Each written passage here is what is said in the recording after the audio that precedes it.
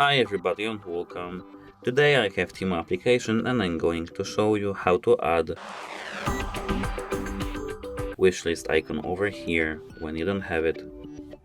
So the wishlist icon appears only after you add something to your wishlist, and it might be difficult for some people. To add product, we have to click on this product and scroll down, and below description we have product details, and here we have save button.